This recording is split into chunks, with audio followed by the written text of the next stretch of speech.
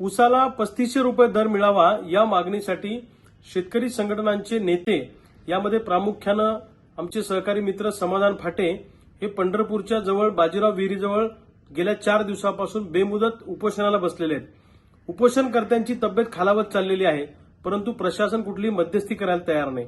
दुसऱ्या बाजूला पांडुरंग कारखान्याच्या गव्हाणीमध्ये सकाळी 11 वाजेपासून सचिन पाटलांसहित आमचे सगळे शेतकरी संघटनेचे जे चळवळीतले सहकारी आहेत हे सगळे त्या ठिकाणी आंदोलन करतायत, परंतु कारखाना प्रशासन दखल घ्यायला तयार नाही। जिल्हा प्रशासन कारखानदारांमध्ये आणि आंदोलकांमध्ये मध्यस्थी करायला तयार नाही।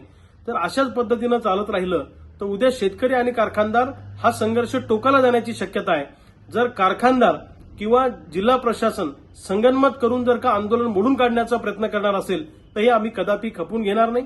पंढरपूरमध्ये सुरू असलेल्या ऊस आंदोलनाला क्रांतिकारी शेतकरी संघटनेचा पाठिंबा आहे आणि कोणत्याही परिस्थितीमध्ये प्रशासनानं मध्यस्थी करून जर का कारखानदार आणि आंदोलकांमध्ये योग्य तोडगा काढला नाही तर मी स्वतः पंढरपूरला 2 दिवसामध्ये येऊन आंदोलनाची सूत्र हाती घेणार आहे आणि जोपर्यंत ऊसाला दर मिळणार नाही तोपर्यंत आम्ही पंढरपूर आणि सोलापूर जिल्हा सोडणार नाही।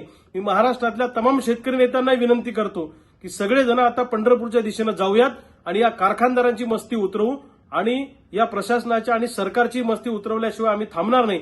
या निर्धारानं जशी ताकद आपण नागपूरला सगळ्यांनी दाखवली तशी ताकद एकदा आपण पंढरपूर आणि सोलापूर जिल्ह्यातल्या या ऊस कारखान्यांना दाखवू आणि या कारखानदारांना आलेली मस्ती सगळेजण आता उतरून दाखवू। ताबडतोब प्रशासनानं आणि कारखानदारांनी मार्ग काढावा, अन्यथा आगडो मुसळल्याशिवाय राहणार नाही।